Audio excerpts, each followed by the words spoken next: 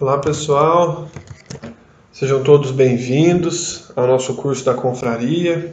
Estamos aqui reunidos mais uma vez para estudarmos a legislação de trânsito, tema muito importante para o nosso concurso do Detran do Estado de São Paulo. Vocês perceberam que eu estou num ambiente um pouquinho diferente aqui nesse vídeo, mas na verdade é o mesmo ambiente que grava as aulas, só que num foco aqui diferenciado.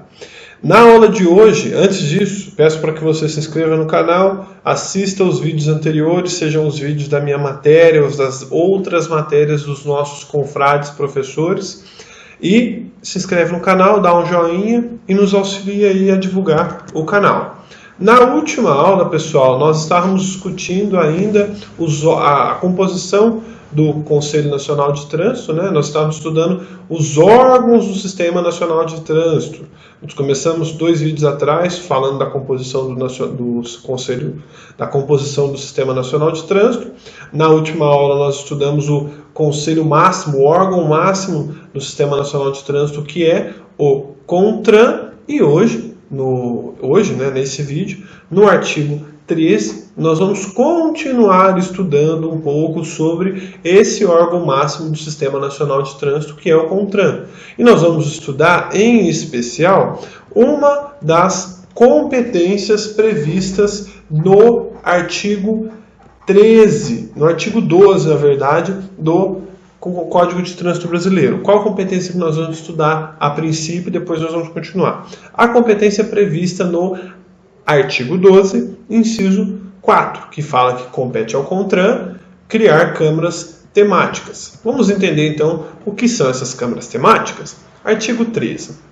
As câmaras temáticas, órgãos técnicos vinculados ao CONTRAN, integrados por especialistas e têm como objetivo estudar e oferecer sugestões e embasamento técnico sobre assuntos específicos para... Opa!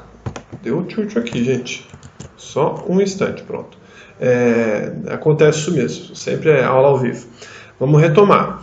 As câmaras temáticas, órgãos técnicos vinculados ao CONTRAN, são integradas por especialistas e têm como objetivo estudar e oferecer sugestões e embasamento técnico sobre assuntos específicos para decisões daquele colegiado. Ou seja, quando o CONTRAN quer tomar uma determinada decisão ou estabelecer uma determinada regra, ou quando o CONTRAN quer dar um determinado parecer sobre um entendimento acerca de alguma matéria do trânsito, geralmente ele cria câmaras temáticas. Então, por exemplo, como eu já dei o exemplo no vídeo anterior, o CONTRAN é consultado sobre alguma questão que envolve primeiros socorros no trânsito. O que o CONTRAN vai fazer? Vai mandar se instaurar uma câmara temática que vai trabalhar só questões que envolvem questões de primeiro socorro no trânsito. E essa câmara temática vai estabelecer, vai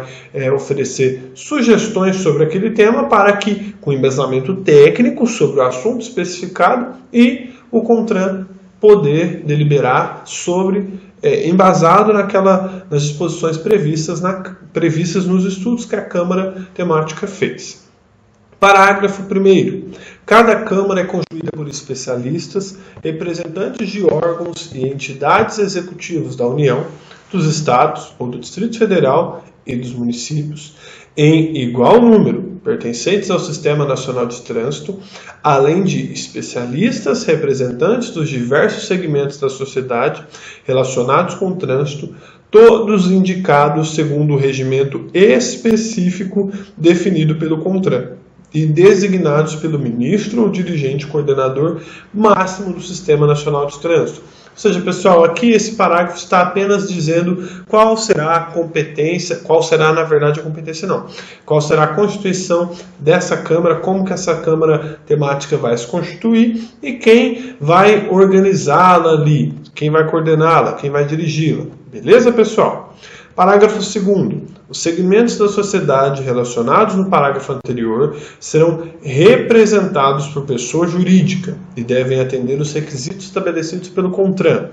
Pessoal, e aqui um primeiro detalhe, para você que às vezes não é do direito. O que esse parágrafo 2º está estabelecendo? que, no que diz respeito à Câmara Temática, que fala que segmentos da sociedade vão estar presentes nas câmaras temáticas, relacionados no parágrafo anterior. Esses segmentos da sociedade só poderão ser representados por pessoa jurídica e deve estabelecer os requisitos estabelecidos no CONTRAN. O que significa isso? Para que a sociedade seja representada nas câmaras temáticas elaboradas e desenvolvidas no âmbito do CONTRAN, devem participar pessoas jurídicas, ou seja, peço para que vocês leiam, fica como lição de casa, ler o Código Civil. Deixa eu pegar para vocês aqui, para vocês lerem depois em casa, o artigo salvo melhor juízo. Vou confirmar só para não falar besteira, eu poderia ter confirmado antes da aula, mas aqui é tudo ao vivo. O artigo 45, salvo melhor juízo, 45, não é o 45, 44. Leiam o artigo 44, em especial, leiam o artigo 40, do 40 ao 44 do Código Civil, Google, Código Civil Brasileiro. Leia do artigo 40 ao 44, só para vocês entenderem o que é pessoa jurídica. Mas basicamente, pessoas jurídicas são as empresas, as associações civis, né, as fundações, os partidos políticos, igrejas, são todas pessoas jurídicas. O fulaninho de tal, eu, Otávio, não posso ir ao CONTRAN, numa câmara temática, e representar a sociedade. Eu, individualmente pensando, enquanto pessoa, enquanto cidadão. Para representar a sociedade, eu devo estar fazendo parte de uma pessoa jurídica. Ele está representando a pessoa jurídica, que, por sua vez, vai representar os interesses da sociedade. Por exemplo, nós vamos constituir uma associação civil, que vai adotar o formato de uma ONG, e essa ONG, que é uma associação civil, vai representar a sociedade civil na Câmara Temática do CONTRAN. Beleza, pessoal? Parágrafo 3º. Os coordenadores das câmaras temáticas serão eleitos pelos respectivos membros. Parágrafo metalinguístico, ou seja, ele já explica o que ele vem dizer. Os coordenadores das câmaras temáticas vão ser eleitos pelos membros da Câmara Temática, sem muitas necessidades de explicações. Agora, pessoal, vamos ao artigo 14. Esse vídeo então vai ficar um pouco mais longo, porque o artigo 14 ele é um artigo longo e ele fala das JARE, e de outras tantas competências do CETRAN e do CONTRADIF, que são os conselhos de trânsito dos estados e o conselho de trânsito do Distrito Federal. Artigo 14, e esse artigo é fundamental para a nossa prova, assim como o artigo 10, que estabelece, 12 na verdade, que estabelece as competências para o CONTRAN, o artigo 14 é de suma importância. Artigo 14. Compete aos Conselhos Estaduais de Trânsito, CETRAN, e ao Conselho de Trânsito do Distrito Federal, CONTRADIF. Inciso 1. Cumprir e fazer cumprir a legislação e as normas de trânsito no âmbito das respectivas atribuições. Ou seja, naquele estado é o CETRAN, o CONTRADIF, no caso do Distrito Federal, que tem que fazer cumprir a legislação e a norma de trânsito no âmbito das suas atribuições. Ou seja, naquilo que ele é competente, na competência do CETRAN e do CONTRADIF, é ele que tem que cumprir as atribuições e zelar pelo cumprimento e fiscalização da legislação de trânsito. Inciso 2. Elaborar normas no âmbito das respectivas competências. Nós vamos ver a competência do CETRAN e do CONTRADIF. Inciso 3. Responder a consultas relativas à aplicação da legislação e dos procedimentos normativos de trânsito. Inciso 4. Estimular e orientar a execução de campanhas educativas de trânsito. Inciso 5.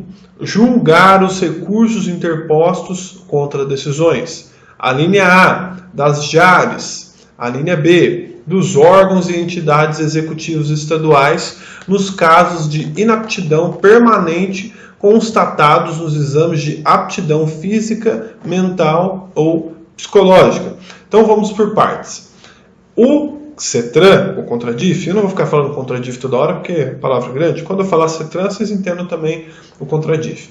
O CETRAN é ele, o órgão intermediário de julgamento no que diz respeito a decisões dos conselhos estaduais, ali, das questões executivas do Estado e da própria Junta de Recursos, a Junta Administrativa de Recursos do Trânsito.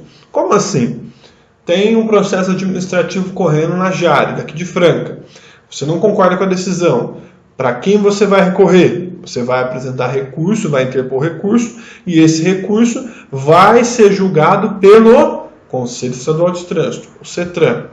Se você ainda não concordar com a decisão que o Conselho Estadual de Trânsito tomou, o que você vai fazer? Olha lá no nosso vídeo anterior. Recorre para o CONTRAN. Da mesma forma, no caso de recursos contra decisões de órgãos e entidades executivas do Estado que envolvam questões de trânsito, e nos casos específicos de inaptidão permanente, ou seja, quando a pessoa ela não pode mais de maneira alguma ser apta, a conduzir um veículo por questões físicas, mentais ou psicológicas, tomou uma decisão sobre isso, é o CETRAN que é o responsável por reformar, por rejulgar essa matéria que foi julgada em primeira instância pelo órgão municipal, estadual ou pela própria Jari.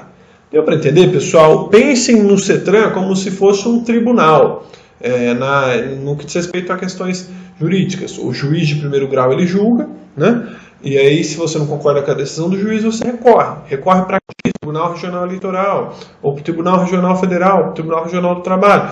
No caso do Sistema Nacional de Trânsito, não concordou com uma decisão da Jari, do juiz administrativo, ou de algum órgão estadual do Sistema Nacional de Trânsito, de um DETRAN, por exemplo, da vida, de uma CIRETRAN, que nós popularmente conhecemos, você vai recorrer para quem? Para o CETRAN. Inciso 6. Indicar um representante para compor a comissão examinadora de candidatos portadores de deficiência física à habilitação para conduzir veículos automotores. Então é o CETRAN que tem essa competência de indicar essa pessoa. Beleza, pessoal? Inciso 8. Acompanhar e coordenar as atividades de administração, educação, engenharia, fiscalização, policiamento ostensivo de trânsito, formação de condutores, registro e licenciamento de veículos, articulando os órgãos do sistema no Estado, reportando-se ao CONTRAN. Ou seja, é o CETRAN que é o responsável por executar todas essas tarefas previstas no inciso 8. Que é acompanhar, coordenar, gerir de um modo geral questões que envolvem educação, engenharia, policiamento, formação de condutores, registro, sempre articulado com os órgãos do Sistema Nacional de Trânsito, que são aqueles previstos no artigo 7º, que nós já falamos nos 2 ou 3 vídeos anteriores, e sempre reportando-se ao CONTRAN. Beleza, pessoal? Estamos quase acabando o vídeo.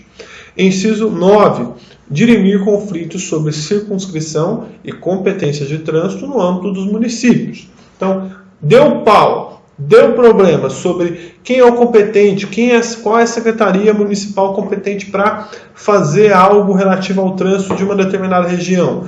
Quem vai organizar, quem vai dizer qual é o competente? CETRAN. Inciso 10.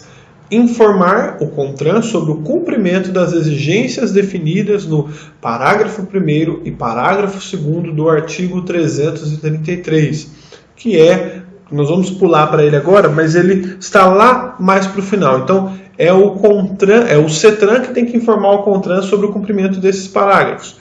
Vamos lá no artigo 333, só para vocês verem o que está dizendo esse artigo. Vamos lá? Opa! Aqui é um artigo das disposições finais transitórias. O artigo 333 diz: o CONTRAN estabelecerá em até 120 dias após a nomeação de seus membros as disposições previstas nos artigos 91 e 92 que terão de ser atendidas. Mas não é isso, é o parágrafo 1º. Os órgãos e entidades de trânsito já existentes terão prazo de 1 ano após a edição das normas para se adequarem às novas disposições estabelecidas pelo CONTRAN. Ou seja, na época da formulação do Código de Trânsito Brasileiro, as normas que o CONTRAN eventualmente estabelecessem, os órgãos estaduais de trânsito, as antigas CIRETRAN, deveriam se adequar a essas normas. Beleza, pessoal? Aqui o parágrafo 2º, que também é importante, está sendo dito no nosso artigo, agora eu já até me esqueci, 14 que a gente está lendo, enfim, no artigo que nós estávamos lendo. Parágrafo 2º. Os órgãos e entidades de trânsito a serem criados exercerão as competências previstas nesse Código em cumprimento às exigências estabelecidas pelo CONTRAN, conforme disposto nesse artigo, acompanhados pelo respectivo CETRAN, se órgão ou entidade municipal, ou CONTRAN, se órgão ou entidade estadual, do Distrito Federal ou da União, passando a integrar o Sistema Nacional de Trânsito. Beleza, pessoal? Artigo metalinguístico, tranquilo de entender, e era o artigo 14 mesmo que estávamos lendo.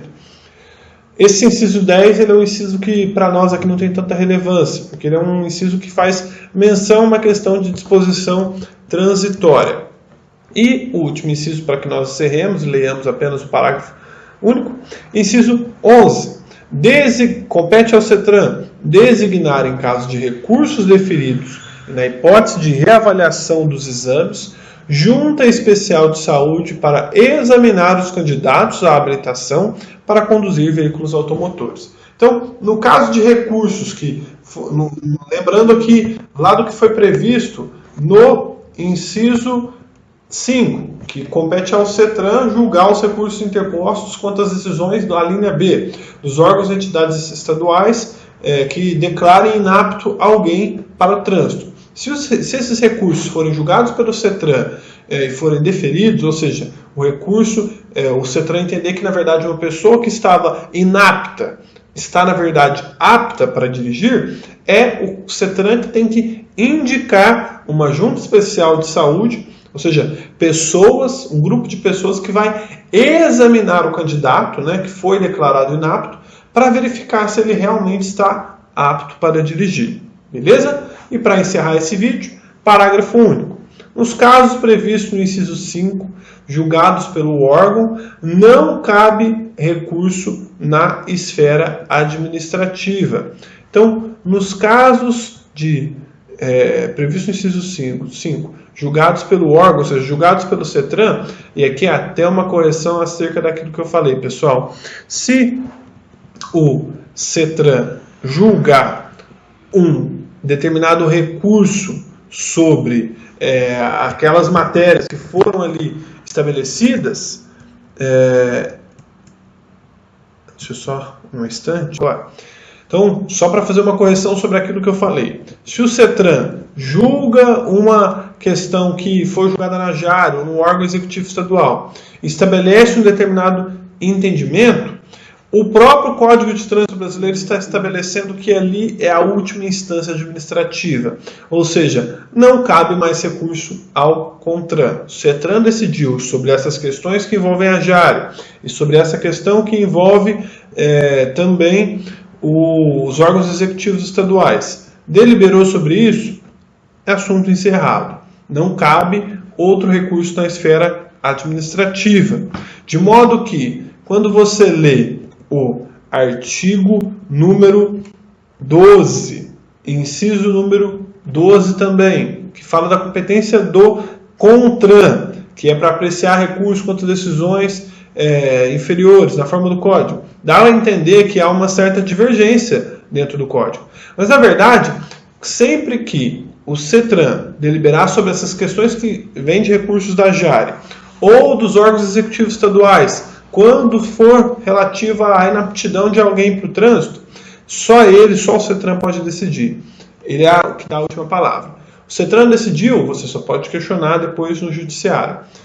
Se não for questões que envolvem recurso contra a decisão da JARE ou recurso contra alguma decisão que declarou alguém inapto para dirigir, cabe recurso ao CONTRAN depois da decisão do CETRAN. Beleza, pessoal? Espero ter sido feito entender. Muito obrigado a todos. Se inscrevam no canal. Forte abraço e até mais.